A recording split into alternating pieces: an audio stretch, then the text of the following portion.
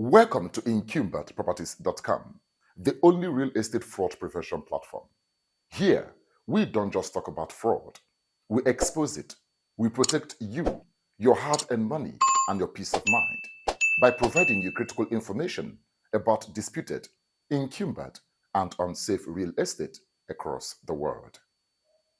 Today, we are sounding a loud alarm about an issue that has sent shockwaves across Abuja and could affect other parts of Nigeria.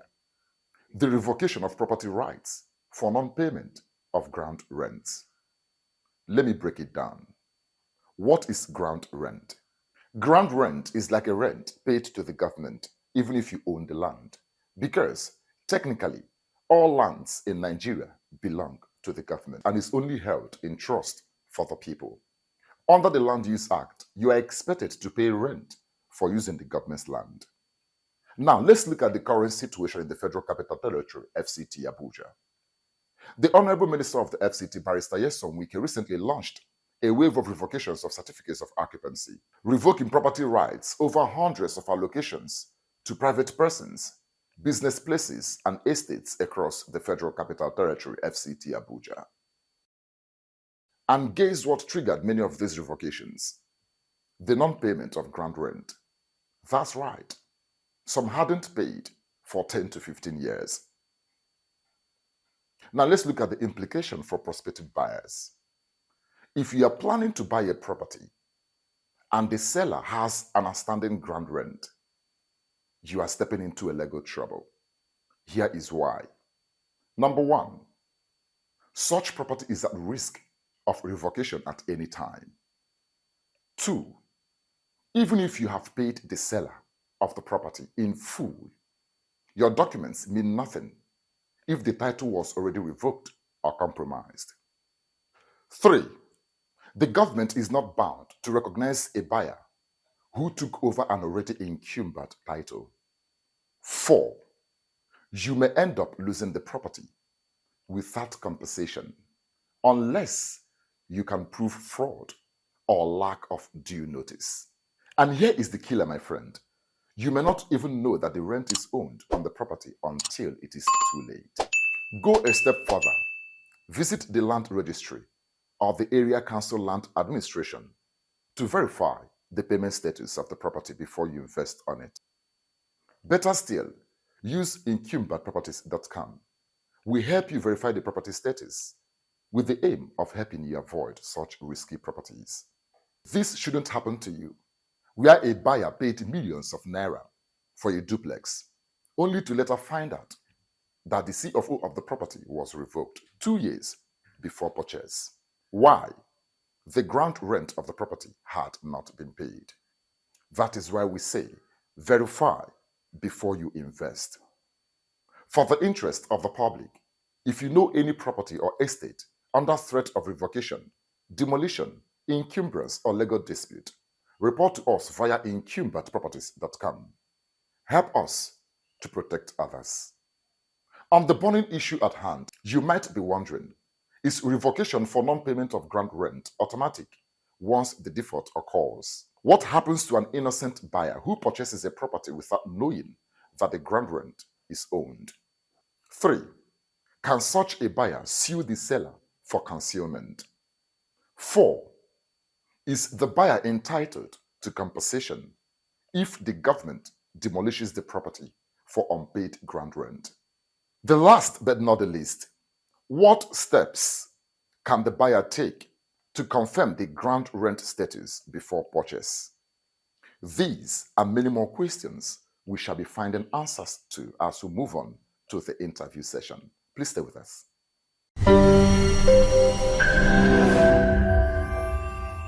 In real estate, what you don't know can cost you everything.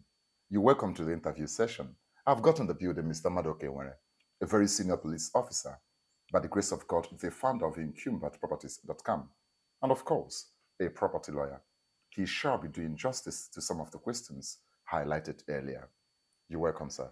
Thank you, Rex. It's my pleasure to have you again. Same here.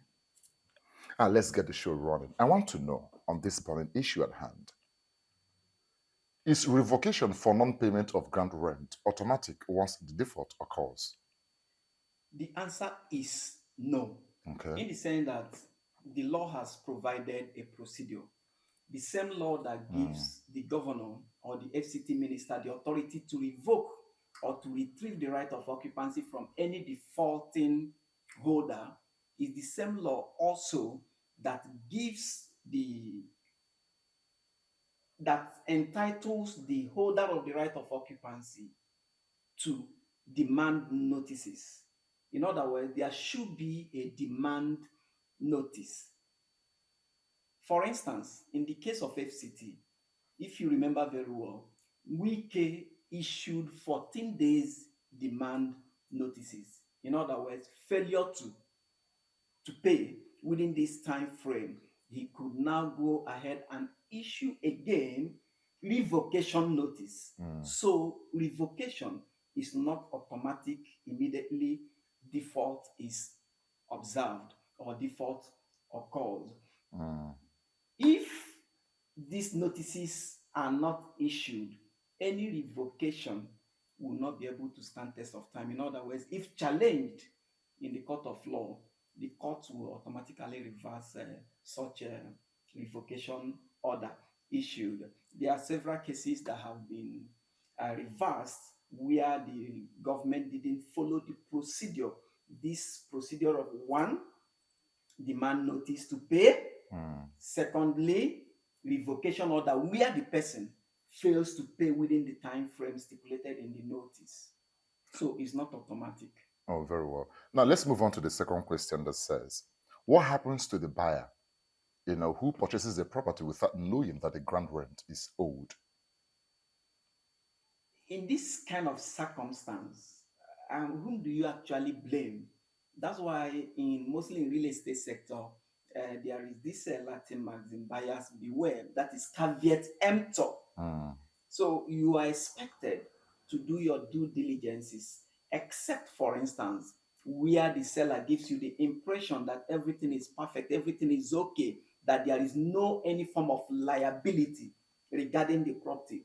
But if this kind of representation is not being made to you, you are expected to go behind the scene to make inquiries to know if there is any form of liability attached to the property which hasn't been satisfied by the person selling to you.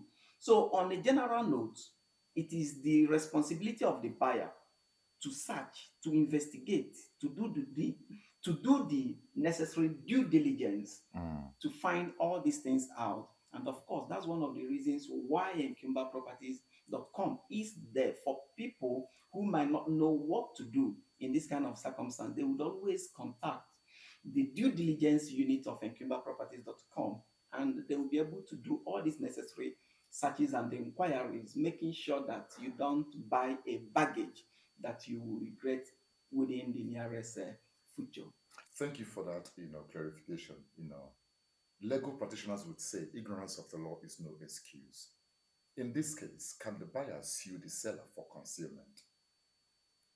I have taken part of this question in my in the last question I took from you, where the seller misrepresented in such a manner that he gave the buyer the impression that there is no any form of liability attached to the property, no outstanding debt, no outstanding payment. Here, the buyer can sue the seller for misrepresentation. He can recover damages on this ground. But where there was no any form of misrepresentation as to the obligatory status or as regards to whether there is any form of debt attached to the property, and that wasn't on the table when the property was being negotiated, ordinarily, what the buyer was supposed to do was to investigate to all the relevant agencies, making sure that he is getting a free and unencumbered title. So it is not, is neither here nor there when you said if the buyer can sue and recover damages for misrepresentation.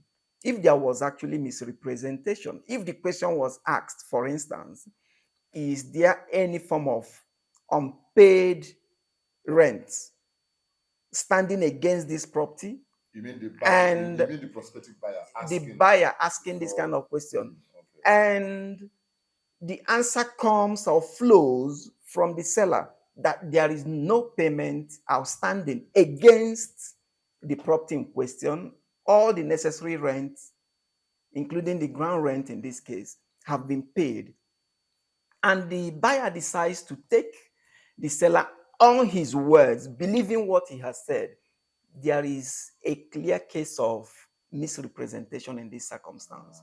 But if the question was not straightly put as regards the status of the ground rent payment regarding the property, and it wasn't answered, you wouldn't be able to hold the seller liable for misrepresentation. As I earlier said, the maxim remains relevant in this circumstance.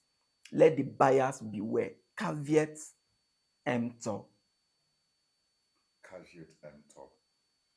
They say we do better when we know better.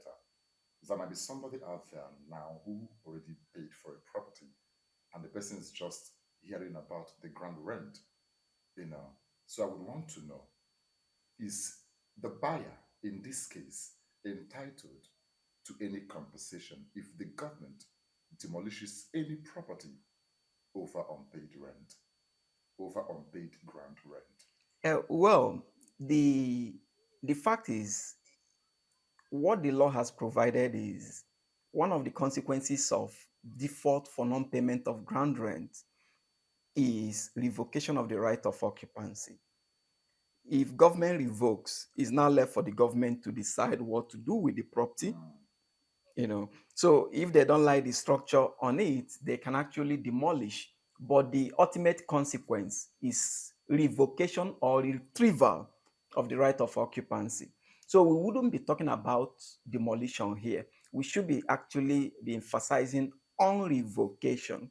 And talking about compensation, compensation can only come where, for instance, the revocation did not follow due process. And the due process, as I have earlier highlighted, is one, demand notice to pay. If there is failure to honor this demand notice to pay, what follows is revocation notice. And where the holder still fails to pay, the next thing is the revocation order.